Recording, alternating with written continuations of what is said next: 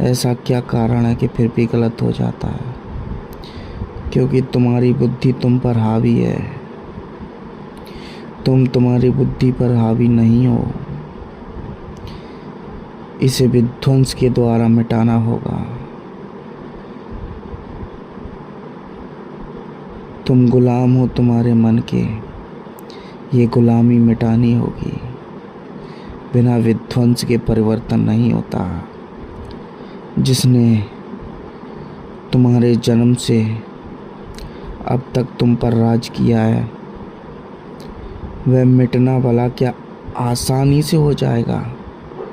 उसके लिए महाविध्वंस चाहिए।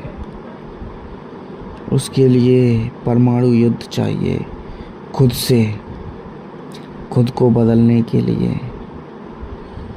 जिन ताकतों ने तुमको पकड़ रखा है, तुम्हें तुम्हारे शरीर में जकड़ रखा है, उनकी मिटने के लिए साक्षात प्रभु को प्रकट होना होगा। तुम्हें साक्षात्कार करना होगा स्वयं का। एक बार तनिक झलक भी ले ली स्वयं की, तो ये सारी बुराइयां स्वतः गिरने लगेंगी। ये सारी बुराइयां और हजारों ताकतों के साथ और तेजी से हमला करेंगी, लेकिन इन हजारों ताकतों की तनिक भी औकात नहीं कि उस महाप्रभु के सामने टिक सकें। ये सारी ताकतें आती हैं उस महाप्रभु के दर्शन के लिए, और दर्शन होते ही मिट जाती हैं। जैसे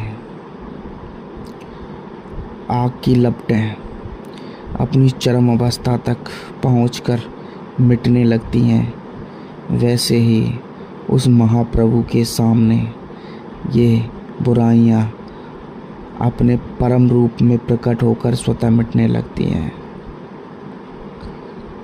शैतान प्रकट होना, जिसे जीसस ने कहा है, जब तुम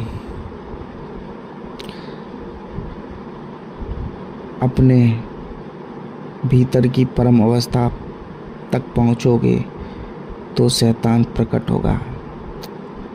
जब तुम पूर्ण मुक्ति के द्वार पर खड़े होगे तब शैतान प्रकट होगा।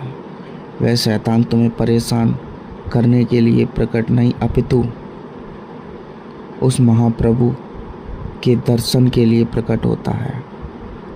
दर्शन करते ही